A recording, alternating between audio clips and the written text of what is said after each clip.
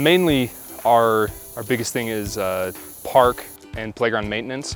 So that's anything from irrigation to construction to landscaping to playground checks, doing trash, trimming branches.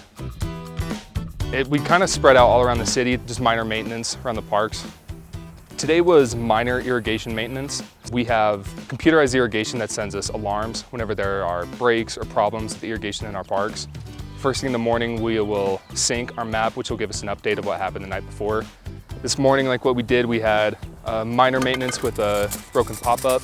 We just had to replace the guts, set the nozzle, everything was working fine. Now that the repair is done, let's go back to our map, comments that what was broken, what I had to do to repair it, and that everything's running fine.